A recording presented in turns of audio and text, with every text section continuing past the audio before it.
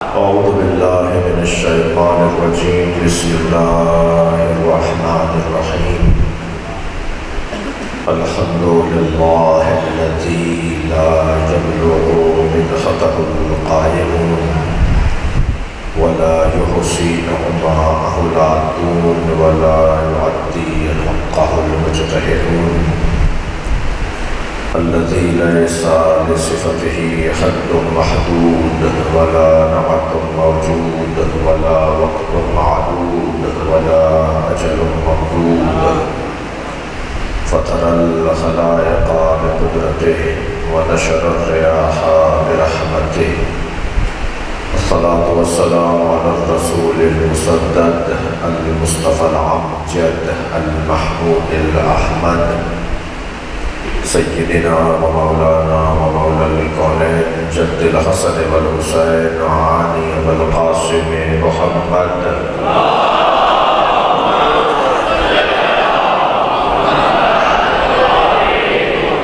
وآلہ الطیبین الطاہرین المعصومین الذين قال الله إنما يريد الله ليذهب عنكم الرجس أهل البيت ويطهركم تطهيرا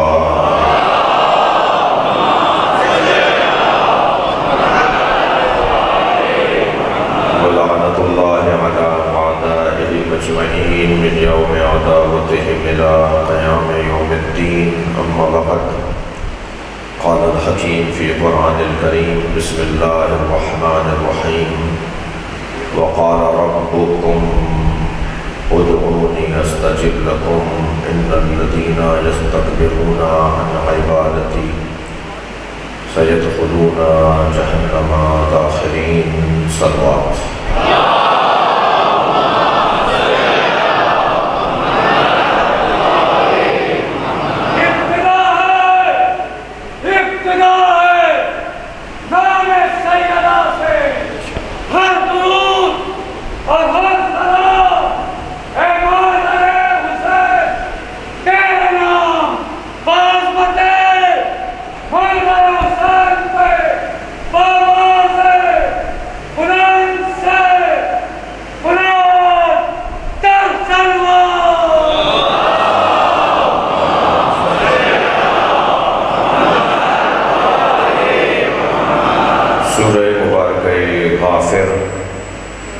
سورہ مبارکہ المومن یہ ایک ہی سورہ کے دو مختلف نام ہیں۔ آیت کا نشان ہے 60۔ اللہ اپنے کلام میں ارشاد فرما رہا ہے وقال ربکم، اور کہا تمہارے رب نے ادعونی، مجھے پکارو، استجب لکم، میں تمہیں جواب دوں گا، ان الذین یستکبرون عن عبادتی، اور بے تحقیق جو لوگ میری عبادت غرور اور گھمنڈ کی وجہ سے نہیں کرتے، سیدخلون جہنم داخرین، انہیں بہت جلد ذلیل کر کے جہنم میں ڈالا جائے گا۔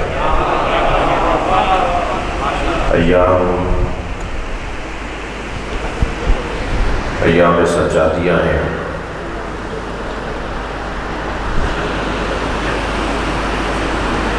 پنجتن کی عظمت قرآن اور احادیث سے روشن ہے۔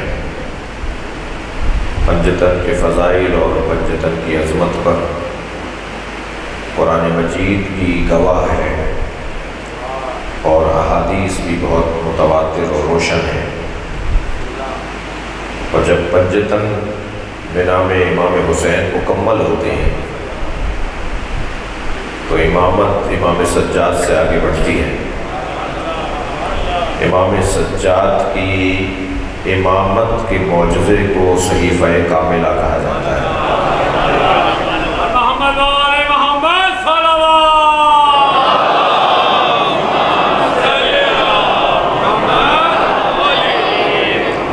صحیفہ سجادیہ، صحیفہ کاملہ، زبور آل محمد، انجیل اہل بیت،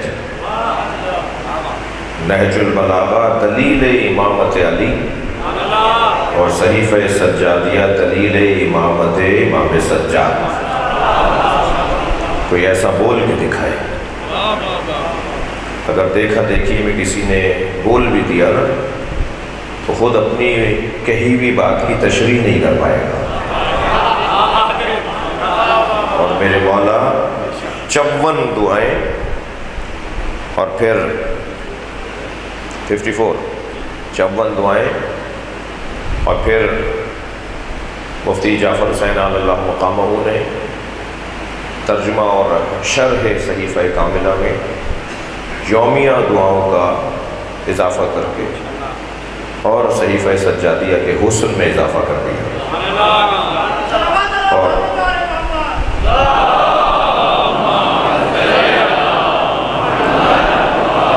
قائد ملت جعفریہ علامہ مفتی جعفر حسین کی مغفرت کے لیے صلوات پڑھیں۔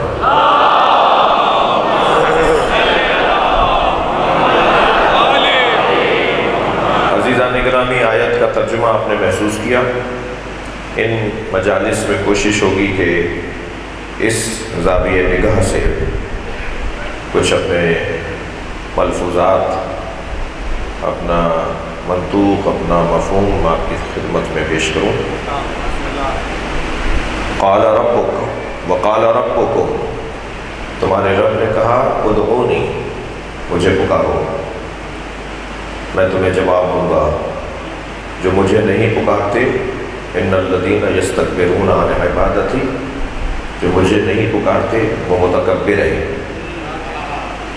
یہ قاعدہ ہے، کسوٹی ہے، پیمانہ ہے، ترازو ہے۔ اگر دیکھنا ہے نا کہ کون اللہ کی عبادت نہیں کرتا تو جان لیجئے جو عبادت نہیں کرتا قرآن اسے متکبر کہتا ہے۔ اور اگر کوئی چاہتا ہے کہ تکبر کا توق اس کے گلے میں نہ آئے تو پھر اسے اللہ کی عبادت کرنا ہوگی۔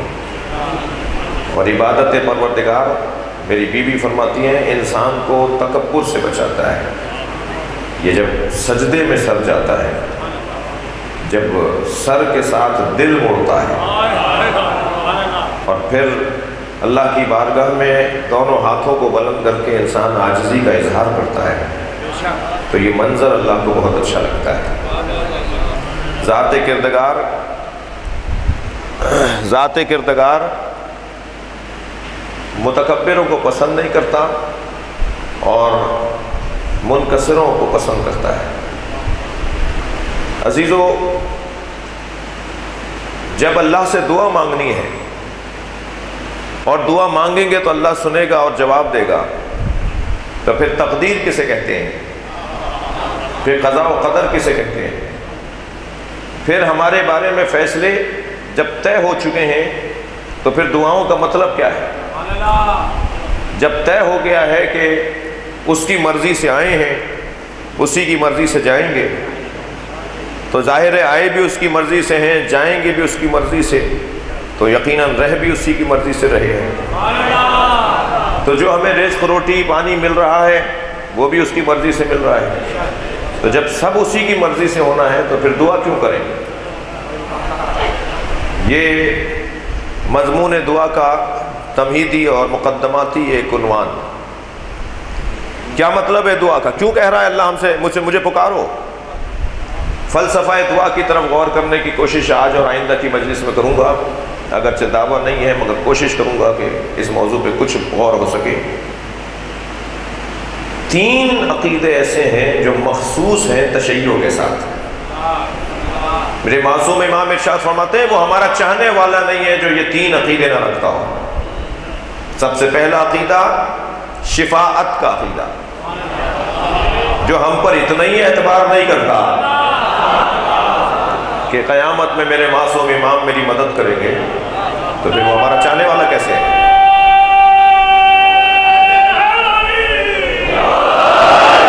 عقیدہ شفاعت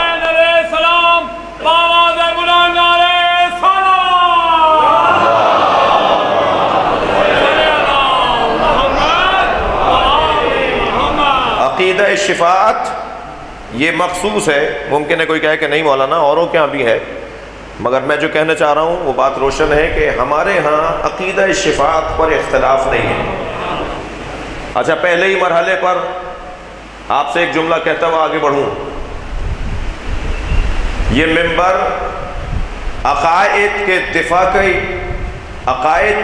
کی جگہ ہے، تبلیغ مکتب اہل بیت کی جگہ ہے. میں قانونی، شرعی، اخلاقی، انسانی حقوق کی بات کر رہا ہوں. خبردار ذہن میں ایسا نہ آئے کہ اگر میں اپنے بچوں کو سمجھاؤں کہ ہاتھ کھول کر نماز پڑھنے پر یہ دلیل ہے، یہ دلیل ہے، یہ دلیل ہے، تو ہاتھ باندھنے والا ناراض ہو جائے. میں ہاتھ باندھنے والے کی مذمت کرنے نہیں بیٹھا، میں ہاتھ کھولنے والے کو سہارا دینے بیٹھا ہوں. جی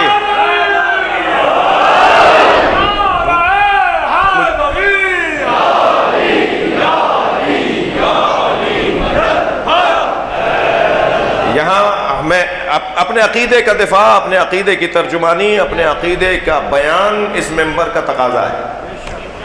پہلا عقیدہ، ایک عقیدہ شفاعت ہے کہ جو مخصوص ہے آپ کے ساتھ. دوسرا عقیدہ رجعت. دیکھیے، پہلی بات تو میں یہ کروں اپنے آپ سے کہ ہم نے اس منبر سے، اس محراب سے، اس لباس سے اہل بیت کا پیغام پہنچایا نہیں، تو گلہ شکوہ بھی کسی سے نہیں کرنا چاہیے. فلاں کیوں نہیں مانتا، فلاں کیوں نہیں مانتا. ایک صاحب کہنے لگے فلاں کو جب یہ بات پتا ہے تو وہ شیعہ کیوں نہیں ہو جاتا. میں نے کہا تمہاری وجہ سے نہیں ہو رہا. مکتب اہل بیت کی سالمیت، آفاقیت اتنی روشن ہے، اس تک پہنچنے میں جو چیزیں رکاوٹیں ہیں ان کی طرف توجہ کی ضرورت ہے. عقیدہ رجعت ہمارا عقیدہ ہے. کیا مطلب؟ عقیدہ رجعت کا مطلب یہ ہے کہ اسی دنیا میں قیامت سے پہلے اللہ مظلوموں کو بھی اٹھائے گا اور ظالموں کو بھی قبروں سے اٹھا کر ظاہری حیات عطا کرے گا. جب اللہ ظالموں کو بھی اٹھائے گا، اللہ مظلوموں کو بھی اٹھائے گا، تو یہ کیسے ممکن ہے کہ مظلوموں کو اٹھانے کی بات ہو اور تاریخ بشریت میں جو سب سے بڑا مظلوم ہے حسین، وہ دوبارہ نہ اٹھائے جائے؟ لہذا امام حسین اسی مزار اقدس سے، کربلا معلیٰ اسی مزار منور سے تشریف لائیں گے اور پوری دنیا میں، پوری دنیا پر 10 سال یا بروایت 40 سال امام حسین کی حکومت ہوگی. اور یہ حکومت امام حسین کی جب ہوگی کہ جب امام مہدی کی حکومت پوری دنیا پہ قائم ہو جائے گی، اور امام آئیں گے اپنے پوتے کے حکومت کے دور میں. امام مہدی کو ایک شخص، ایک خاتون پتھر مار کر شہید کرے گی، اور امام حسین ان کو غسل و کفن دیں گے اور امام مہدی کی نماز جنازہ پڑھائیں گے. یہ عقیدہ رجعت کا الف بے بتا رہا ہوں، میں تفصیل میں نہیں جا رہا. ظالموں کو بھی اللہ اٹھائے گا، مظلوموں کو بھی اللہ اٹھائے گا. نام آئے ہیں ائمہ معصومین کی زبان مبارک پر کہ کون کون اٹھائے جائیں گے. جی، حضرت ابو ذر غفاری، سلمان فارسی، مقداد، حذیفہ یمان، مالک اشتر. اور مالک اشتر امام کے بڑے لشکر کے سالار ہوں گے. میں تو اس نام پر ہی رشک کرتا ہوں. نام کیسا ہے جو پہلے امام کے لشکر کا بھی سالار ہے اور آخری امام کے لشکر کا بھی سالار ہے. مالک اشتر. بھائی زبردستی نعرے نہیں لگواؤ، وہ خود لگائیں گے، وہ اگر کسی اور کو لگانا ہوگا.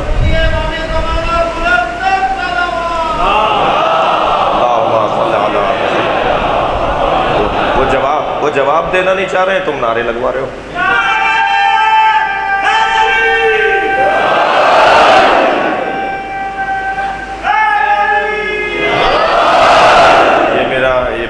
میں اس کو بچپن سے جانتا ہوں، اس لیے اس کو کہہ دیا، کسی اور کو ایسے نہیں کہوں گا.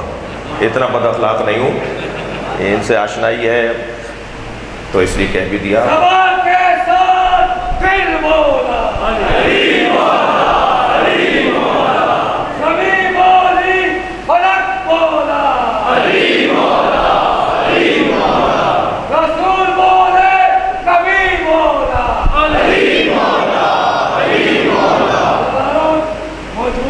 سب صلوات پڑھ دیجئے کہ محمد، صلوات پڑھ دیجئے نبی کی ذات۔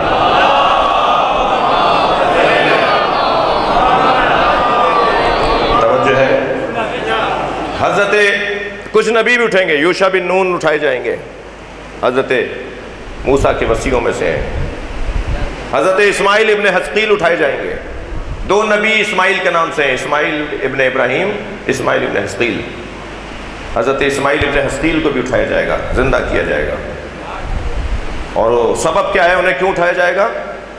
اس لیے کہ ان کو زندگی میں جو تکلیفوں کا سامنا کرنا پڑا، ان کے ناخن کھینچے، ان کے بال نوچے، پلکوں کے، بھووں کے، داڑھی کے، سر کے، پھر ان کی کھال اتاری زندگی میں، ان کے بدن کی کھال اتاری، اور جس تکلیف میں وہ تھے سوچا جا سکتا ہے۔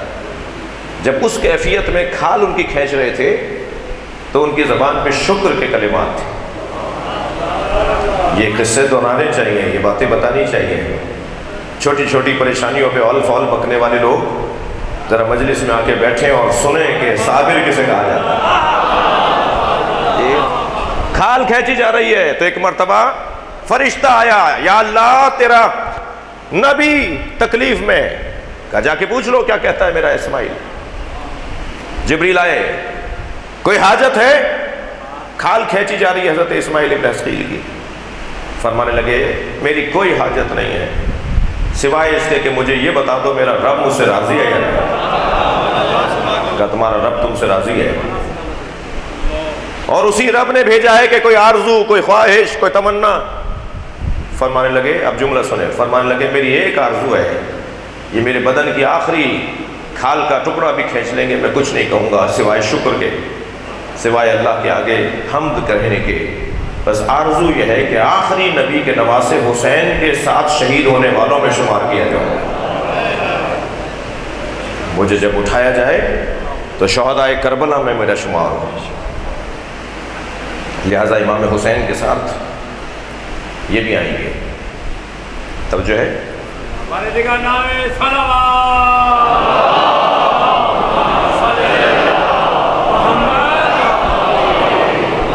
رجت کا عقیدہ، مضمون آپ کے ہاتھ میں دے رہا ہوں۔ رجت کا عقیدہ ہمارا عقیدہ ہے، بدا کا عقیدہ ہمارا عقیدہ ہے۔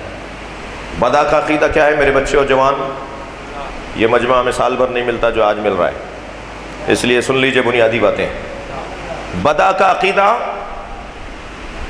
پھر میں جملہ کہوں، ہم نے اپنے عقائد کی صحیح ترجمانی نہیں کی۔ مجلس میں اگر علماء کرام بھی تشریف فرمائے تو میں ان سے بھی اور اپنے آپ سے بھی گلہ کر رہا ہوں۔ اردو میں آپ کو رجت کی کوئی کتاب ملے تو مجھے بتائیے گا، رجت کے موضوع پہ کوئی اردو میں کتاب ملے تو مجھے بتائیے گا۔ نہیں مل رہی۔ جب آپ نے کتاب نہیں لکھی، ممبر پہ بیان کیسے ہوگا؟ جب ممبر پہ بیان نہیں ہوگا، اس بچے کو جوان کو رجت کا مطلب کیسے پتہ چلے گا؟ دلائل کیسے سمجھے گا؟ کسی کو کیسے سمجھائے گا جب اس نے خود سنا ہی نہیں ہے سوائے ایک لفظ کے، اور اس نے اس سے زیادہ بات سنی نہیں ہے؟ دلیل کیا ہے آپ کے پاس جو آپ کہتے ہیں کہ رجت ہوگی؟ کتنی آیات ہیں، کتنی احادیث ہیں، تفصیل کیا ہے؟ یہ ہمارے پاس اردو میں مواد نہیں ہے۔ البتہ گلہ کرتے کرتے یہ بھی بتا دوں کہ ہم نے کتاب تیار کر لی ہے کمپوزنگ کی کیفیت میں، تقریباً 350 صفحوں کی کتاب، میری دانش میں پہلی اردو کی کتاب ہوگی، اور انشاءاللہ اسے جو جلدی منظر عام پر لائیں گے تاکہ ہم سمجھیں۔ اسی طرح لفظ عقیدہ بدا، عقیدہ بدا کیا ہے؟ انسان کی تقدیر اس کے ہاتھ میں ہے، جب چاہے کوئی ایسا عمل انجام دے اور اپنے مستقبل کو بدل دے۔ یہ ہے عقیدہ بدا کا ایک جلوہ، ایک اشارہ اس کی طرف۔ ہمارے علمی مخالفین جنہیں ہم خوش آمدید کہتے ہیں اور انہیں ہمیں پسند کرنا چاہیے، جو ہمارے علمی مخالفین ہیں، وہ ہمارے اس عقیدے کو یہ کہتے ہیں کہ عقیدہ بدا شیعوں کی گمراہی کی ایک نشانی ہے۔ یہ کہتے ہیں شیعہ حضرات کہ اللہ نے 70 سال زندگی میں لکھ دیے تھے، یہ 80 سال کا ہو گیا، 10 سال اسے زیادہ مل گئے، 70 سال کی زندگی گزارنی تھی، یہ 60 سال میں مر گیا۔ یہ جو اللہ نے اپنا ارادہ تبدیل کر لیا، معاذ اللہ پروردگار عالم کا علم تبدیل ہوا ہے، تبھی اس کا ارادہ بدلا ہے۔ لہذا شیعہ گمراہ ہیں، ہم پیش نہیں کر پائے، ہم بتا نہیں پائے، خوب تبیین نہیں کر پائے کہ عقیدہ بدا کا یہ مطلب نہیں ہے جو آپ نے سمجھا ہے۔ عقیدہ بدا علم الہی کی تبدیلی کو نہیں کہتے۔ بھائی ہمارے یہاں کا جج سیشن کورٹ کا ایک فیصلہ، ہائی کورٹ کا دوسرا فیصلہ، یا ایک جج نے ایک فیصلہ دیا، 3 بیٹھے تو ایک اور فیصلہ ہو گیا۔ یہ جو فیصلہ ہمارے یہاں بدلتا ہے وہ معلومات کے بدلنے پر بدلتا ہے۔ معلومات تبدیل ہوتی ہے، فیصلہ تبدیل ہو جاتا ہے۔ تو اگر اللہ کا ارادہ تبدیل ہو رہا ہو تو کیا معاذ اللہ کا علم تبدیل ہو رہا ہے؟ بس یہی اگر بات کریں گے تو گمراہی ہو جائے گی، یہی اگر بات کریں گے تو یہ توحید کے عقیدے کے خلاف ہو جائے گا، مگر یہ بات ہے ہی نہیں۔ ہم یہ کہہ ہی نہیں رہے کہ اللہ کا علم تبدیل ہوتا ہے، اللہ کا علم معاذ اللہ بڑھ جاتا ہے، ہم یہ کہہ ہی نہیں رہے۔ ہم تو کہہ یہ رہے ہیں کہ میں تبدیل ہو جاتا ہوں تو اللہ کا ارادہ تبدیل ہو جاتا ہے۔ یہ ہے عقیدہ بدا کا ایک اشارہ۔ صلوات پڑھیں ذرا محمد و آل محمد۔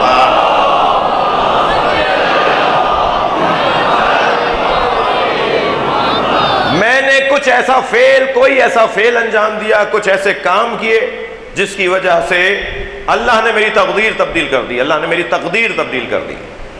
طے یہ تھا کہ مجھے یہ ملنا ہے، اب مجھے اس سے زیادہ مل رہا ہے، مگر یہ بھی کون بتائے گا؟ مجھے تو نہیں پتا تھا کہ اتنا ملنا ہے، مجھے کسی نے بتایا تھا کہ تمہاری 70 سال کی عمر ہوگی؟ یہ بھی تو اللہ ہی کو پتا تھا۔ جس اللہ کو یہ پتا تھا کہ اس کی 70 سال کی عمر ہے، اسی اللہ کو یہ پتا ہے کہ اب اس کی 80 سال کی عمر ہے، تو مسئلہ تو اب بھی اللہ ہی کا ہے۔ پھر یہ بحث لانے کی ضرورت کیا تھی؟ یہ گفتگو کرنے کی ضرورت کیا ہے؟ اب ذرا دعا کے موضوع کی تمہید سنیں گے۔ ایک لفظ میرے بچوں نے سنا ہوگا قضا، ایک لفظ سنا ہوگا قدر۔ لفظ قضا، لفظ قدر، قضا و قدر۔ ہم اپنے جج صاحب کو قاضی بھی کہتے ہیں، چیف جسٹس کو قاضی القضات کہا جاتا ہے۔ موت واقع ہو جائے تو بعض زبانوں میں کہتے ہیں کہ قضا آ گئی، جی حتمی فیصلہ، آخری فیصلہ، آخری رائے کو قضا کہا جاتا ہے۔ قضا کیوں کے جواب میں بولا جائے گا۔ کیوں؟ اللہ نے ہمیں کیوں بنایا؟ اللہ نے زمین کو کیوں بنایا؟ اللہ نے آسمان کو کیوں بنایا؟ اللہ نے اسے کیوں بنایا؟ اللہ نے مجھے کیوں بنایا؟ یہ جو کیوں کا جواب ہے نا، وہ موضوع ہے قضا کا۔ اور ایک لفظ ہے قدر۔ کیوں کے جواب میں قضا کا مضمون آئے گا اور کیسے کے جواب میں قدر کا موضوع آئے گا۔ اللہ نے کیوں بنایا، یہ ہے قضا۔ کیسے بنایا، یہ ہے قدر۔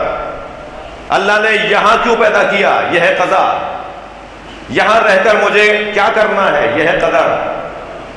مجلس ہونی ہے، یہ ہے قضا۔ کیسے ہونی ہے، یہ ہے قدر۔ علی خانہ کعبہ میں پیدا ہوں گے، ان کی ولادت کعبے میں ہوگی، یہ ہے قضا۔ بی بی دروازے سے جائیں گی یا دیوار سے، یہ ہے قدر۔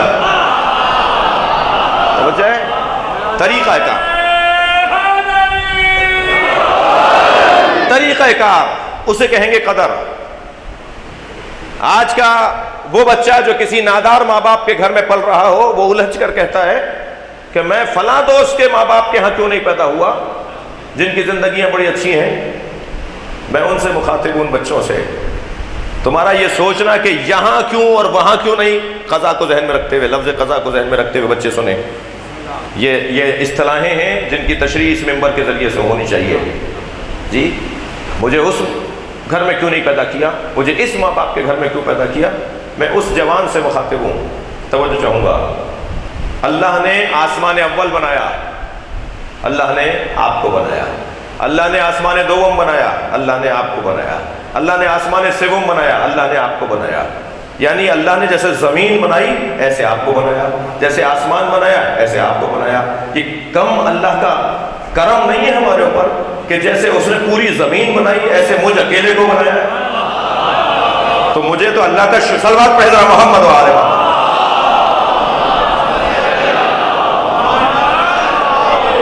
مجھے تو اللہ کا شکر ادا کرنا چاہیے کہ اس نے اتنی بڑی بڑی چیزوں کے ساتھ مجھ کو بنایا ہے۔ اور یہ میں نہیں کہہ رہا، خود قرآن سورہ فصلت 55ویں آیت میں اللہ ارشاد فرما رہا ہے، سنوریہم آیاتنا فی الآفاق وفی انفسہم۔ وہ دیکھیں گے پوری کائنات میں ہماری نشانیاں اور اپنے اندر دیکھیں گے۔ میں نے تو کہہ دیا پہلا آسمان بنایا اور آپ کو بنایا، دوسرا آسمان بنایا اور آپ کو بنایا۔ اللہ کہہ رہا ہے ساری کائنات بنائی اور تجھے بنایا۔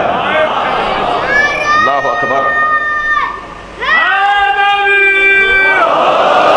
اللہ کا یہ کیا کم کرم ہے کہ اس نے ہمیں بنایا ہے۔ اب یہ وہ طے کرے گا کہ میں کہاں اس مخلوق کو قرار دوں۔ یہ جو میرے کپڑے قبا کی صورت میں ہیں، ابا کی صورت میں ہیں، یہ درزی نے اس کی قبا بنا دی، اسی کپڑے کی جن سے آپ کی شلوار آپ کی قمیض بنا دی، آپ کا رومال بنا دیا۔ اس کپڑے کو حق ہے کہ یہ کہے کہ مجھے قمیض کیوں بنایا؟ اس کپڑے کو حق ہے کہ یہ کہے کہ مجھے قبا کیوں بنایا؟ جب مخلوق ہے تو خالق طے کرے گا نا کہ کیا کرنا ہے۔ یا کہہ دو کہ تم مخلوق نہیں ہو۔ ہر مخلوق اپنے خالق کی مرہون منت ہے۔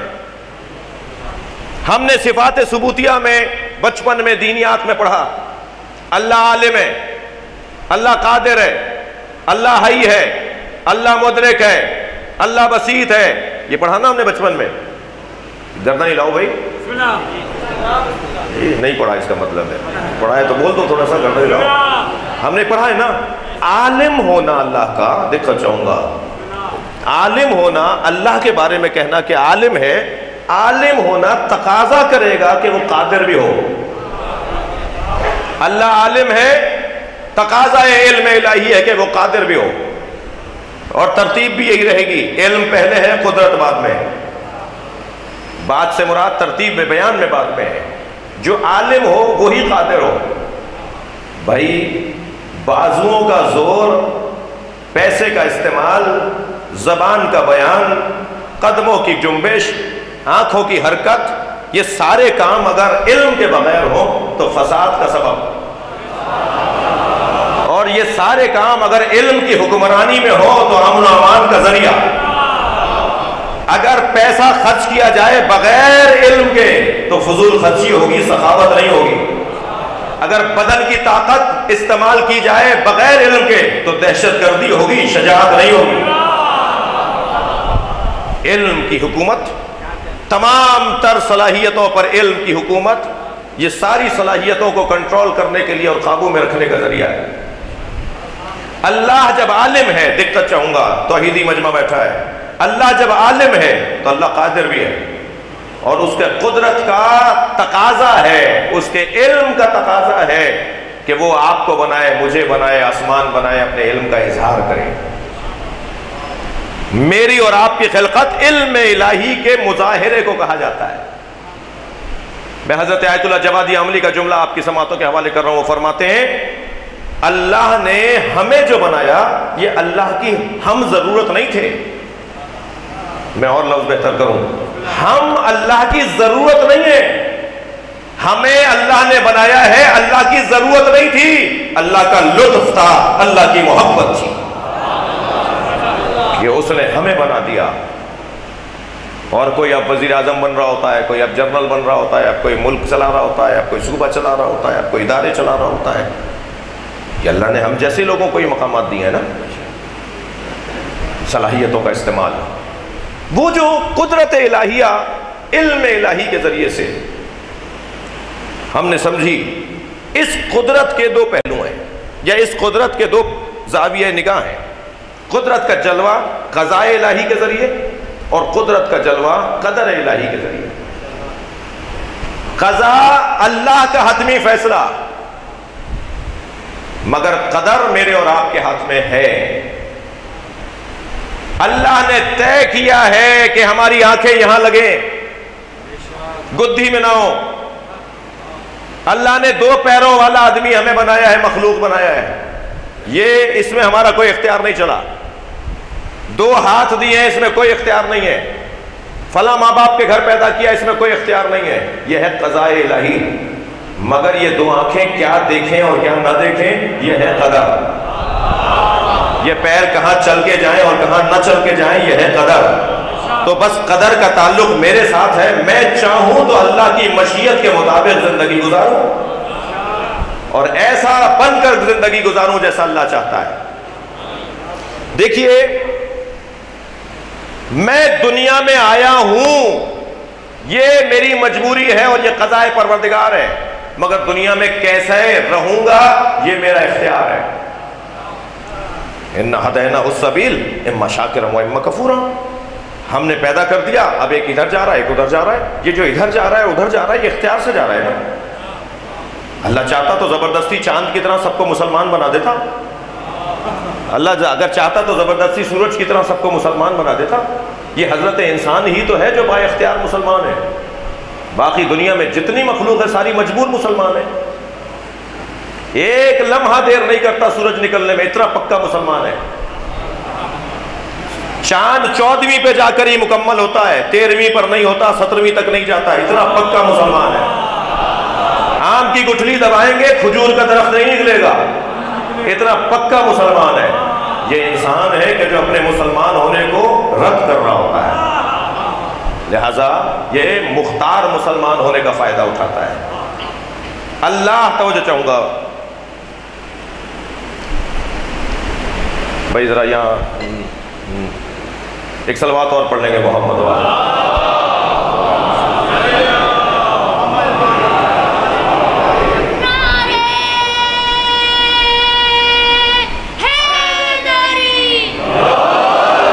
توجہ چاہوں گا، بات تھوڑی سی سنگین ہے، بات تھوڑی سی پہلی مجلس میں فلسفہ لے کے بیٹھ گیا، لیکن میرا دل کر رہا ہے کہ بات پوری کیے بغیر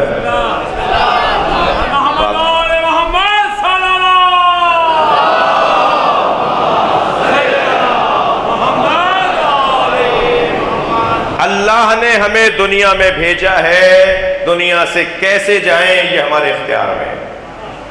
لہذا قرآن سورہ مبارکہ آل عمران میں ہمیں حکم دے رہا ہے، یا ایھا الذین آمنوا اتقوا اللہ حق تقاتہ ولا تموتن الا وانتم مسلمون۔ اے صاحبان ایمان تقوی پروردگار اختیار کرو اور خبردار نہ مرنا، موت نہ آ جائے، مر نہ جاؤ مگر مرنا تو مسلمان مرنا۔ اس کا مطلب یہ ہے کہ مسلمان مرنا ہمارے اختیار میں ہے، مسلمان جینا ہمارے اختیار میں ہے، مسلمان پیدا کرنا ہمارے اختیار میں نہیں تھا۔ اللہ نے ہمیں کس گھر میں پیدا کیا ہے یہ ہمارے اختیار میں نہیں تھا، مگر اس گھر میں رہ کر ہمیں کیسے زندگی گزارنی ہے یہ ہمارے اختیار میں ہے۔ توجہ چاہوں گا، مولا علی دیوار کے قریب کھڑے تھے، دیوار گرنے لگی۔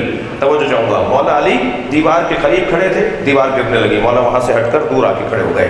تو ایک شخص نے مولا کو آتے ہوئے دیکھا تو آواز دے کر کہا، یا علی اتفر من قضاء اللہ، مرنا تو سب کو ہے، جانا تو سب کو ہے، موت تو سب کو آنی ہے، آپ قضاء الہی سے جو اللہ کا حتمی فیصلہ ہے، مرنا اللہ کا حتمی فیصلہ ہے، دنیا میں آنا اللہ کا حتمی فیصلہ ہے، یہ قضاء کا موضوع ہے۔ کہنے لگا اتفر من قضاء اللہ، آپ قضاء پروردگار سے گریز کر رہے ہیں؟ میرے مولا نے بے ساختہ فرمایا، افر من قضاء اللہ الی قدر اللہ، مرنا حقیقت ہے مگر دیوار کے نیچے دب کے مرنا میرے اختیار میں، میں نہیں مرنا چاہتا ایسا۔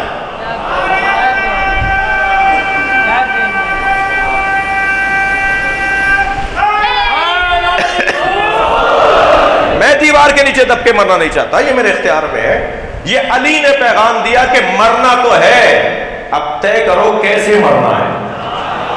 کیا حسن ہو جائے کہ مجلس میں دم نکلے، کیا جمال ہو جائے کہ علم اٹھائے ہوئے دم نکلے، کیا کمال ہو جائے کہ مصلی میں سجدے میں دم نکلے۔ صلوات پڑھے محمد و آل محمد، اختیار میں ہے۔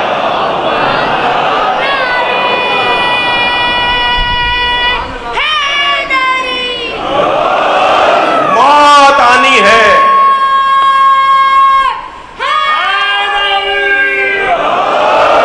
موت آنی ہے مگر موت کیسے آئے یہ ہمارے اختیار میں۔ میں اپنے ان بچوں اور جوانوں کے لیے ایک جملہ کہہ رہا ہوں، کیوں مجلس میں شوق سے آ کے بیٹھتے ہو؟ دیکھا دیکھی ہے تو دیکھا دیکھی بھی کوئی بری دیکھا دیکھی نہیں ہے، میں اس کی بھی مذمت نہیں کروں گا۔ اماں لے کے جاتی تھیں، ابا لے کے جاتے تھے، دیکھا دیکھی ہے نہیں، میں دیکھا دیکھی سے ایک منزل آگے لانا چاہ رہا ہوں آپ کو، اپنے بچوں کو دیکھا دیکھی سے ایک منزل آگے لانا چاہ رہا ہوں۔ ایسا ہوتا آیا ہے، ہم ایسا کرتے آئے ہیں، ہم ابا کے ساتھ جاتے تھے، دادا کی گود میں جاتے تھے، جی ہمارے یہاں سب جاتے ہیں، ہم بھی جائیں گے جلوس میں مجلس میں، تو یہ بھی کوئی بری بات نہیں ہے، بہت اچھی بات ہے، بزرگوں نے صحیح رستے پہ لگایا ہے، بالکل صحیح ٹریک کے اوپر ہیں۔ مگر میں اس سے زیادہ بالا تر بات کرنا چاہ رہا ہوں. یہ جو ہم مجلس میں آ کے بیٹھتے ہیں نا، یہ ہم بیٹھتے ہی اس لیے ہیں کہ ہماری موت آئے تو اسلام پر آئے. انسان ہے نا، بھول جاتا ہے، نسیان کا شکار ہے انسان. نسیان سے بھی تو ہے، یہ بھول جاتا ہے. اسے 3 دن پہلے ناشتے میں کیا کھایا تھا یاد نہیں ہے، آج صبح کن کن لوگوں سے ملاقات ہوئی یاد نہیں ہے. تو ہماری تو خلقت کا حصہ ہے بھولنا. تو جو بھولنے کا مزاج رکھتا ہو، جس کی عادت بھولنا ہو، کیا کرے کہ وہ دروازے پر ہی رہے، رستہ بھولنے نہ پائے. کہ ہر کچھ مدت بعد ہر کسی عنوان سے حسین کا ذکر کرو، یہ فرش اعظم میں آ کر بیٹھیں گے، انہیں دروازہ یاد رہے گا، یہ بھولنے نہیں پائیں گے. کیسے مرنا ہے؟ میری مثال یہ پرانی ہے. ہم 2 گھنٹے تک اگر گلاب بیچنے والے کی دکان پر جا کے بیٹھیں تو پھر 4 گھنٹے تک میرے اندر سے گلاب کی خوشبو آئے گی. جو 70 سال سے حسین حسین کر رہا ہو، صلوات پڑھیں گے محمد و آل محمد.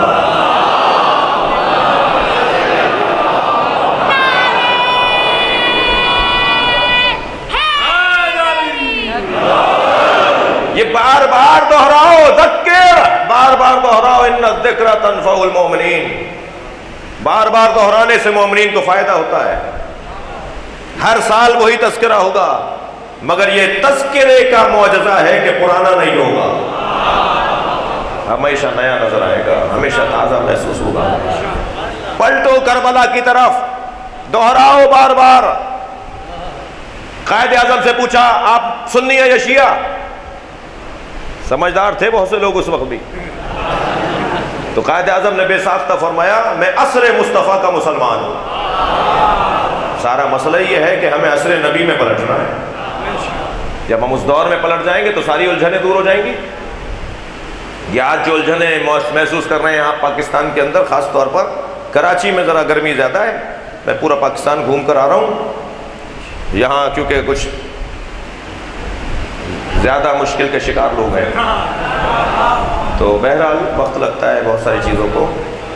یہ تو طے ہے کہ مقدس مسلمہ مسالک اسلامی کے مقدسات کی توہین کرنا حرام ہے. مسالک اسلامی کے مقدسات کی توہین کرنا شرعاً حرام ہے. مگر بہت موٹی سی بات کرنے جا رہا ہوں، بنی امیہ کا احترام ہم نہیں کریں گے. لبیک یا حسین،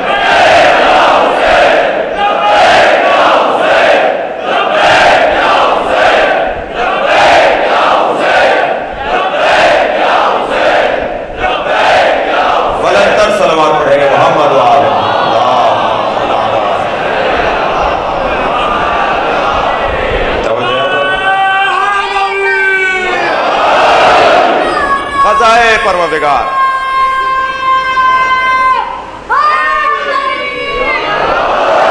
بھائی حسن سماعت دیکھ کر ایک مثال اور دے رہا ہوں قضا و قدر کی. یہ قضاء الہی ہے کہ علی کعبے میں پیدا ہو، مگر فاطمہ بنت اسد دروازے سے جائیں گی یا دیوار سے، یہ قدر الہی ہے.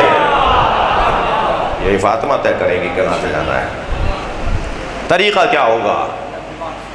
طریقہ کیا ہوگا؟ طریقہ کار پر گفتگو کو قدر کہا جاتا ہے.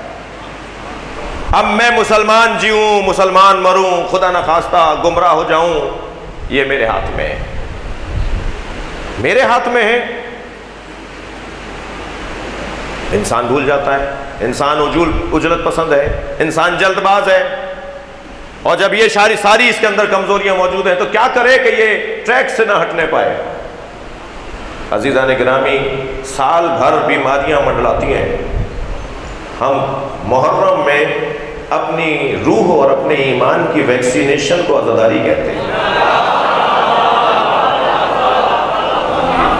جی کوئی عزاداری پہ کرونا آنے والا نہیں ہے. میں جو بات کر رہا ہوں،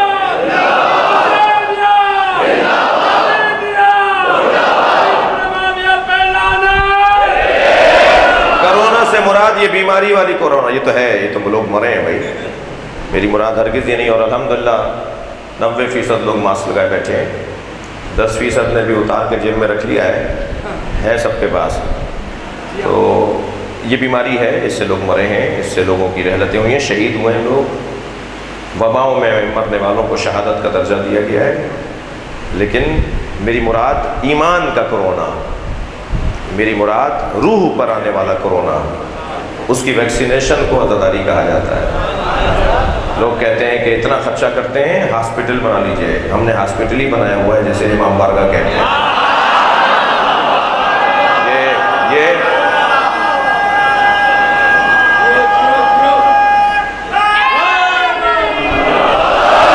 یہ ایمان کے شفا خانے، یہ ایمان کا شفا خانہ ہے جسے امام بارگاہ کہا جاتا ہے۔ دوبارہ سے تازگی آ جاتی ہے، دوبارہ سے بالیدگی آ جاتی ہے، دوبارہ سے ہم نئے ہو جاتے ہیں، پھر پلٹ جاتے ہیں عصر مصطفیٰ میں، پھر چلے جاتے ہیں عصر مولا علی میں۔ یہ 1 گھنٹے کی مجلس نہیں ہوتی، بلکہ ہم 1 گھنٹے میں بڑی وادیوں کے سیر کرتے ہیں۔ سرکار کا دور، مولا علی کا دور، جب بھی میں کوئی مولا علی کی بات کروں گا فوراً اس دور میں چلے جائیں گے۔ اور اللہ بھی یہی چاہتا ہے کہ پلٹو، ذکر، بار بار دہراؤ، بار بار دہرانے سے فائدہ ہوگا۔ ذکرہم بایام اللہ، اللہ کے دنوں کو دہراؤ۔ معصوم سے پوچھا گیا ایام اللہ کون کون سے ہیں؟ تو فرمایا یوم یقوم القائم، جس دن ہمارا قائم اٹھایا جائے گا اسے دہراؤ۔ یوم العاشور، عاشور کا دن وہ دن ہے جس کو بار بار دہراؤ۔ یوم البعثت، جس دن نبی مبعوث ہے اس دن کو دہراؤ۔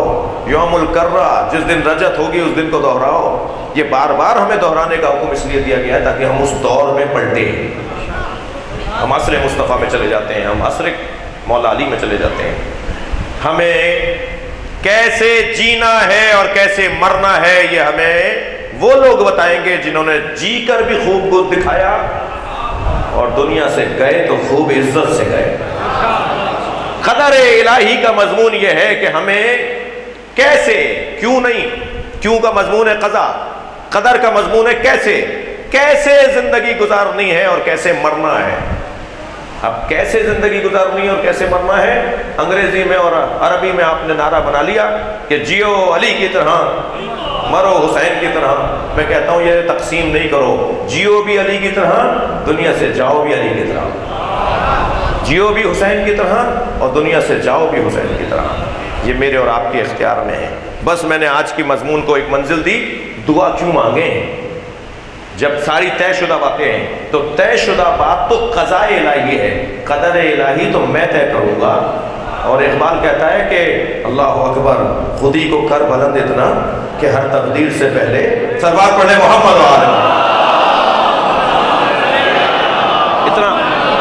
اتنا مضبوط بنا لو اپنے آپ کو کہ اللہ تمہارے فیصلوں کو دیکھ رہا ہو۔ مجھے جواب دے یہ مجمع، نہ کہنے میں، نہیں کہنے میں، لا کہنے میں کتنی دیر لگی حسین کو؟ میں اس جیسے کی بیعت نہیں کر سکتا، مثلی لا یبایع مثلا، کتنی دیر لگی اس جملے میں؟ ایک لمحہ لگا امام حسین نے کہا میں اس کی بیعت نہیں کروں گا، مجھ جیسا اس جیسے کی بیعت نہیں کرے گا۔ وہ ایک لمحہ قیامت تک امامت کرے گا۔ اب بڑی بڑی قومیں آئیں گی حسین کی ایک لا کی پیروی کرنے کے لیے۔ صلوات پڑھیں حسین کی ذات پر۔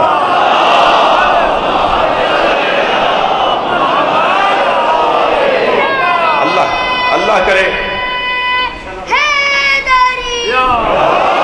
میں اپنے مدعا کو سمجھانے میں، بچوں تک منتقل کرنے میں اللہ کرے کامیاب ہو گیا ہوں۔ طے کرنا ہے کہ کیسے جینا ہے اور کیسے مرنا ہے۔ عزیزان گرامی، بہت ہی روشن پیغام دے کر اپنی منزل تبدیل کروں گا۔ کسی کے عقیدے کو چھیڑو نہیں، اور ایک بزرگ کہہ رہے ہیں اپنے عقیدے کو چھوڑو نہیں۔ ہم دل آزاری کرنے کو منع کرتے ہیں اور ان کے ساتھ کبھی نہیں کھڑے ہوئے کہ جو دل آزاری کرنے والے لوگ ہوتے ہیں، مگر اپنے عقیدے کا دفاع، اپنے عقیدے کی تبلیغ، یہ میرا قانونی، شرعی، اخلاقی، فطری، انسانی حق ہے۔ میں اس بچے کو سمجھانا چاہتا ہوں کہ ہاتھ کھول کے نماز پڑھنے پر یہ آیت ہے، یہ حدیث ہے، یہ روش ہے، یہ سیرت ہے۔ جو ہاتھ باندھ کے نماز پڑھ رہا ہے وہ ناراض کیوں ہو رہا ہے؟ میں اس کی کوئی توہین نہیں کر رہا۔ میں سجدگاہ رکھنے والے کو دلیل دینا چاہتا ہوں کہ تم جو سجدگاہ رکھ کے نماز پڑھتے ہو اس کی دلیل یہ ہے، تو نہ رکھنے والے کی تو توہین نہیں کر رہا۔ یہ کہاں سے نتیجے لیے جا رہے ہیں کہ آپ نے یہ بات کی تو آپ نے کسی کی دل آزاری کی ہے؟ نہیں، معقول بات کریں، مہذب انداز سے بات کریں، تہذیب کے دائرے میں بات کریں، منطقی انداز سے بات کریں، بولنے کا سلیقہ آنا چاہیے، حکمت اور دانائی سے بات ہونی چاہیے، پیغام پہنچائیں، اپنا مدعا بیان کریں، کسی کی دل آزاری کرنا مطلب نہیں ہے۔ اور اس ملک کے اندر عزیزان گرامی بہت واضح طور پر پیغام دوں، ایک سنی نے پاکستان کو سوچا تھا، ایک شیعہ نے بنایا تھا۔ علامہ اقبال اور قائد اعظم محمد علی جناح، سنی شیعہ نے مل کر اس وطن کو بنایا ہے، بچایا ہے، چلا رہے ہیں، سنبھال رہے ہیں۔ کچھ لوگ ہیں کہ جو مزاجاً، طبیعتاً، ان کی تخلیق میں کچھ گڑبڑ ہے۔ خفا ہو رہے ہیں آپ مجھ سے؟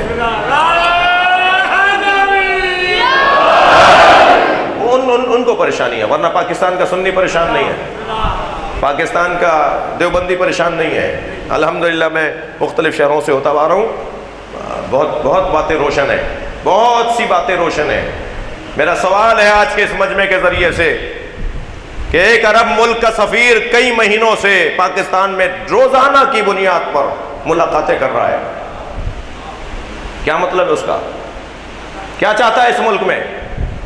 پاکستان چینج آف بلاک کی طرف ہے، پاکستان نئے دوستوں کی تلاش میں، پرانے دوستوں سے دشمنی بھی نہیں چاہتا۔ اختیار ہے کہ اگر کسی کے 2 دوست ہوں تو وہ تیسرا بھی بنا لے، جب تیسرا دوست اس کا بنے تو 2 پہلے والوں کو پریشانی کیا ہے؟ پاکستان نئے دوستوں کی تلاش میں ہے، پاکستان موڑ کاٹ کر کھڑا ہوا ہے، سامنے خوبصورت منظر نظر آ رہا ہے، وہاں تک جانا چاہتا ہے۔ جانے دو پاکستان کو اس خوشگوار موسم تک، ترقی کرنے دو پاکستان کو۔ ابھی تو پاکستان نے سانس لینا شروع کیا ہے تو تمہارا سانس گھٹنے لگا ہے۔ 70 سال سے زیادہ ہو گئے ہم نے مصیبتوں کا اس ملک کے شہریوں نے سامنا کیا، اب ہم ترقی کی طرف جانا چاہتے ہیں، ہم اس ملک کو ترقی یافتہ دیکھنا چاہتے ہیں۔ پاکستان کی فوج، پاکستان کی ریاست کوششیں کر رہی ہے کسی طرح پاکستان بہتر ہو جائے، ترقی کرے، تو یہ فرقواریت پھیلا کر، یہ تناؤ کھچاؤ ڈال کر ملک کے حالات کو خراب کیا جا رہا ہے۔ اور عجیب بات ہے، یہ مسئلہ بھی نہیں ہے کہ سنی شیعہ کا جھگڑا چاہتے ہیں، یہ جھگڑا چاہتے ہیں چاہے سنی سنی کا ہو۔ اب جو نیا رخ بننے جا رہا ہے نا، وہ سنی سنی کے جھگڑے کی طرف یہ عالمی شیطانی طاقتیں لے جانا چاہتی ہیں۔ کچھ دن پہلے تک زیادہ دباؤ تھا سنی شیعہ کے ماحول میں، ابھی جو ایک کراچی کے اندر ایک شخص نے بیٹھ کر بی بی زینب کی توہین کی، امام حسین کی توہین کی ہے ابھی 3 دن پہلے، تو اہل سنت کے علماء کو سلام پیش کرتا ہوں جنہوں نے ایکشن لینا شروع کیا ہے۔ مگر مجھے خوف اس بات پر ہے، اور واللہ میں شرعی قسم کھا رہا ہوں ممبر حسینی پر بیٹھ کر، سنی سنی لڑے گا تو مجھے پریشانی ہوگی، دیوبندی اور دیوبندی بریلوی لڑے گا تو مجھے پریشان ہونا چاہیے، خوش نہیں ہونا چاہیے۔ اپنی فکر کو اونچی کرو، اپنی سوچ بلند کرو میرے بھائیوں۔ سنی بھی لڑے گا تو پاکستان کا نقصان ہے، شیعہ سنی بھی لڑے گا تو پاکستان کا نقصان ہے، وطن کو کسی اور طرف لے جانے کے ارادے ہیں، لیکن الحمدللہ پاکستان کا سنی سمجھدار ہے، شیعہ ہوشیار ہے۔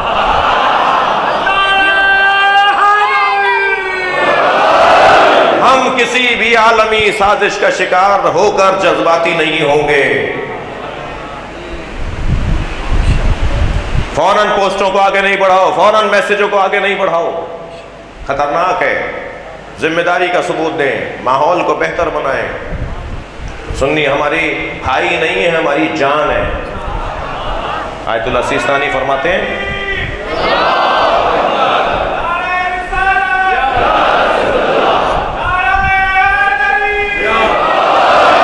آیت اللہ سیستانی فرماتے ہیں سنی ہمارے بھائی نہیں ہیں، ہماری جان ہے۔ اس مجلس میں بھی بڑی تعداد اہل سنت کی بیٹھی ہے۔ حسن ہے پاکستان کا، ہر گلی میں دیوبندی، بریلوی، سلفی، سنی، شیعہ ہم سب رہتے ہیں، اداروں میں ساتھ نوکریاں کرتے ہیں، تعلیمی اداروں میں ساتھ پڑھتے ہیں، مارکیٹوں میں ساتھ کاروبار کرتے ہیں، جہازوں میں ساتھ سفر کرتے ہیں، ٹرینوں میں ساتھ سفر کرتے ہیں، بسوں میں ایک ساتھ بیٹھ کر چلتے ہیں۔ پڑوس ہے، رشتہ داریاں ہیں، دوستیاں ہیں، واسطے داریاں ہیں، مرنا جینا ہے، خوشی غمی ہے۔ یہ پاکستان ہے، اس کا حسن ہے۔ پاکستان کا حسن ہی کچھ اور ہے، بیوی سنی ہے تو شوہر شیعہ ہے، 2 بچے سنی ہیں تو 2 بچے شیعہ ہیں. جس زاویے سے آپ منفی دیکھتے ہیں اس کو پلٹ کے دیکھیے یہی مثبت بھی ہے, یہی کیفیت مثبت بھی ہے. اسی کیفیت نے کہ ایک ہی گھر میں سنی بچے بھی ہیں شیعہ بچے بھی ہیں, یہی تو برداشت کو بڑھائے گا. کیا کروں, میرا بھائی ہے, میں کہاں لے جاؤں اس کو؟ ساتھ اٹھتے بیٹھتے ہیں, ساتھ رشتہ داریاں, مرنا جینا ہے.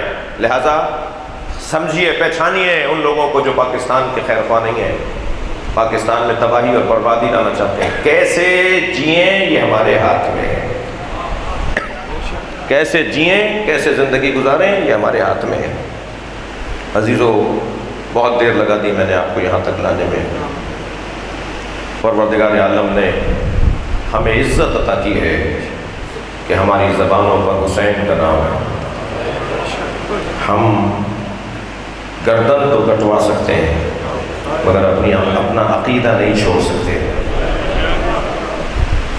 ہم اسی نظریے اور اسی جذبے کے ساتھ 1400 سالہ سفر کرتے ہوئے یہاں تک آئے ہیں, اور ہمارے ساتھ کوئی ظلم و زیادتی کرنے کا ارادہ رکھتا ہے تو وہ اپنے ارادے کی اصلاح کرے. ہمیں موت سے نہیں ڈرایا جا سکتا, ہمیں گھروں کی تباہی سے خائف نہیں کیا جا سکتا. FIR تو کوئی بات ہی نہیں ہے. اس طرح کا رویہ ہمارے لیے ہماری راہ میں رکاوٹ نہیں ہے. سمجھداری کا مظاہرہ کرو, پاکستان کو بچاؤ, پاکستان کو ترقی کرنے دو, اس ملک کو نئے دوستوں سے دوستی کرنے دو, پرانے دوست اسے دشمنی نہ سمجھیں. بات کہاں تک جا رہی ہے میرا محترم مجمع سمجھتا ہے. چلیے کیسے مریں یہ دیکھتے ہیں کہ کیسے مریں. میرے اور آپ کے اختیار میں ہے کہ ہم کیسے مریں. کچھ لوگ ہوتے ہیں جنہیں کندھوں پر اٹھا کر قبرستان پہنچایا جاتا ہے. کچھ لوگ ہوتے ہیں جنہیں کندھوں پہ اٹھا کر قبر تک پہنچایا جاتا ہے. کچھ لوگ ہوتے ہیں جو پیروں سے چل کے قبر تک جاتے ہیں. کچھ لوگوں کی تو میت بھی نہیں اٹھائی جاتی اور ان کی قبر پوری دنیا کے لیے امامت کا باعث ہوتی ہے. امام حسین کی تو میت بھی نہیں اٹھائی گئی. امام حسین تو کفن بھی نہیں دیا گیا. آوازیں بلند ہو رہی ہیں. امام حسین کی تو تشییع جنازہ بھی نہیں ہوئی. ایک اسیر بچہ ہے جو جنازہ پڑھا رہا ہے. اللہ اکبر. سلام ہو, ایام سجادیاں ہیں, سلام ہو امام سجاد پر. امام سجاد کی امامت کا پہلا مسئلہ یہ ہے کہ جل کر مر جائیں یا بغیر چادر کے باہر چل جائیں. کیا مظلومیت ہے مولا سجاد کی, جس کی امامت کا پہلا مسئلہ یہ ہو کہ زین العابدین بتاؤ جل کر مر جائیں یا بغیر چادر کے باہر چلے جائیں. امام نے فرمایا پھوپھی اماں جان بچانا واجب ہے, خیمے سے باہر چلی جائیے. بی بی فاطمہ کبریٰ فرماتی ہیں کہ جب ہم خیمے سے باہر نکلے تو کچھ بیویوں کی چادریں خیمے کے باہر تک سالم تھیں. تو ایک شخص کو میں نے دیکھا جو میرے قریب نیزہ لے کے آ رہا تھا. کون ہے فاطمہ کبریٰ؟ امام حسین کی دختر, امام حسین کی بیٹی. بی بی کہتی ہے میں نے اپنی حفاظت کے لیے تیز چلنا شروع کیا کہ کسی طرح میں بچ جاؤں, مگر نیزے کی انی میرے سر میں آ کے لگی اور میں زمین پر گر گئی. کچھ دیر کے بعد میں نے دیکھا کہ پھوپھی زینب کے آغوش میں میرا سر ہے. اجرکم اللہ. جو رونے آئے اپنی آوازوں کو آزاد کریں گے, میں اسی طرح آگے بڑھ رہا ہوں. بی بی فرماتی ہے میرا سر میری پھوپھی زینب کے گود میں تھا. بی بی فرماتی ہے کہ جب میں نے دیکھا کہ میں بی بی تو بے ساختہ بی بی سے کہا پھوپھی اماں میری چادر لوٹ لی. رونا یہ بھی رونے کی جگہ تھی, مگر اس کے بعد والا جملہ سنیے گا. جو رونے آئے ہیں جب بی بی فاطمہ کبریٰ نے کہا نا پھوپھی اماں میری سر سے چادر اتار لی, تو بے ساختہ جناب زینب نے فرمایا تیری پھوپھی کے سر پہ بھی چادر نہیں ہے. اجرکم اللہ, اجرکم اللہ. خدا کسی غم میں نہ رلائے سوائے غم اہل بیت میں رونے رلانے والوں میں قرار دے. اجرکم اللہ 21 محرم ہے، یہ واحد لاشا ہے کہ جسے تشییع جنازہ نہیں کیا گیا۔ 3 دن بے گور و کفن، 3 دن بے گور و کفن، دھوپ میں رہا زہرا کے لال کا لاشا، دھوپ میں رہا۔ جب آئی نا جناب زینب اجرکم اللہ، میں آنکھوں میں آنسو دیکھ رہا ہوں، چھوٹے چھوٹے بچوں کے آنکھوں سے آنسو جاری ہے۔ جب آئی نا جناب زینب بھائی کے لاشے پر، تو امام حسین کے بدن پہ دھوپ آ رہی تھی، تو جناب زینب نے بھائی کی کٹی ہوئی گردن کا بوسہ دیا اور امام سجاد سے کہا زین العابدین، زین العابدین دیکھ رہے ہو میرے بھائی کے بدن پہ دھوپ آ گئی، میرے سر پہ چادر نہیں ہے، اور یہ کہہ کر میری بیوی بیٹھ کر رونے لگی۔ امام نے فرمایا آپ عالم ہے غیر معلمہ ہے، کیونکہ اماں حوصلہ کیجئے۔ فرمانے لگی زین العابدین میں کم سن تھی، اپنے گھر کے صحن میں سو رہی تھی، کچھ دیر کے بعد میری آنکھ کھلی تو میں نے دیکھا پورے صحن میں دھوپ آ گئی ہے، مگر میرے اوپر سایہ تھا، تو مجھے تعجب ہونے لگا یہ سایہ کیسا ہے، تو میں نے پہلو بدل کے دیکھا تو یہی بھائی تھا جو چادر پکڑے پڑا تھا۔ اجرکم اللہ، اجرکم اللہ، کہ کہیں میری بہن پہ دھوپ نہ آ جائے۔ اب بتاؤ یہ زینب کہاں صبر کرے؟ سلام ہو جناب زینب کبریٰ پر، گریہ ہو گیا، آج کے حصے کا مصائب ہو گئے، مگر میرا دل کہتا ہے کہ ایک روایت اور آپ کو سنا دوں۔ بی بی زینب کو سلام کرنے کے خاص ایام ہیں۔ میری بیوی ابھی کوفے سے باہر نہیں گئی ہے، کربلا سے کوفہ اور کوفہ سے شام، ابھی جناب زینب شام اور کوفہ کی درمیانی علاقوں سے گزر رہی ہے، نیزے کی انیوں پر شہیدوں کے سر ہیں۔ ایک آبادی سے گزرنے لگے تو ایک قیافہ شناس نے چہروں کو دیکھنا شروع کیا، حضرت علی اکبر کے سر کو دیکھ کر کہا اس میں یہ کمالات ہیں، حضرت اونو محمد کے کٹے ہوئے سروں کو دیکھ کر کہا ان بچوں میں یہ کیفیات اور یہ حسن پایا جاتا تھا، یہ ایسے تھے بچے۔ کسی نے کہا ایک اور سر بھی ہے، وہ تو آگے دیکھو، وہ سر تھا جناب قاسم کا سر، تو دور سے دیکھ کر کہنے لگا کفل قتل قمر، چاند جیسا ٹکڑا۔ میں رونے والوں سے سوال کروں گا جو غیر کی نگاہ میں چاند ہو وہ ماں کی نگاہ میں کیا ہوگا؟ کیا گزرتی ہوگی جناب ام فروا پر؟ اجرکم اللہ، اجرکم اللہ۔ ان سروں میں عزاداروں ایک سر جناب حبیب ابن مظاہر کا بھی ہے، اور حضرت زہیرتین کا ہے، سعید ابن عبداللہ کا ہے، جی عبداللہ ابن وہب قلبی کا ہے، ان میں ایک سر حضرت حبیب ابن مظاہر کا ہے، اور وہ سر اٹھایا ہوا ہے خولی نے، وہ نیزہ اٹھایا ہوا ہے خولی نے۔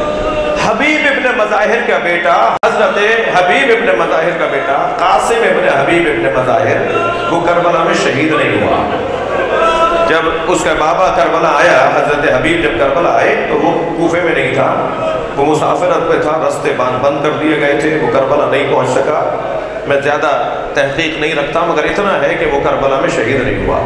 جب یہ قافلہ کوفے سے نکل کے شام جانے لگا تو وہ قاسم ابن حبیب نے خولی سے آ کے کہا یہ سر میرے بابا کا ہے، اجرکم اللہ، اجرکم اللہ، یہ سر مجھے دے دے، میں اسے دفنانا چاہتا ہوں۔ خولی نے کہا مجھے شام کے دربار میں انعام ملنے والا ہے، یہ کوئی چھوٹا سر نہیں ہے، ایک سردار کا سر ہے، مجھے بہت بڑا انعام ملے گا۔ تو قاسم نے کہا جو انعام تجھے دربار شام میں ملے گا وہ میں دینے کو تیار ہوں۔ کہنے لگا نہیں مجھے سر پہنچانا ہے، بڑی تکرار ہوئی، آخر خولی نے کہا میں سر نہیں دوں گا۔ جب قاسم نے دیکھا یہ سر نہیں دے رہا اور قافلہ آگے بڑھنے لگا تو قاسم ابن حبیب نے 10 نوجوان دوستوں کو جمع کیا اور خولی پر حملہ کیا۔ ایک معمولی سی جنگ ہوئی، ایک معمولی سی جھڑپ ہوئی، اور قاسم نے اپنے بابا کا سر خولی سے لینے میں کامیابی پائی، اور سر بابا کا لے کے پیشانی کا بوسہ دیا، اور امام سجاد کے برابر سے وہ دوستوں سے کہتا ہوا گزرا جس کا جوان بیٹا زندہ ہو، اس کے باپ کے سر کو نوکے نیزہ پر نہیں اٹھایا جاتا۔ امام نے اپنی ہتھکڑیاں سنبھالی، بیڑیاں سنبھالی، امام حسین کے سر کے قریب آ گئے، بابا یہ سچ کہتا ہے اگر آپ کا بچہ مشیت کا پابند ہے، زین العابدین حکم الہی नौजवान बेटे के लिए गवारा नहीं, उसके बाप के सर कोनों के लिए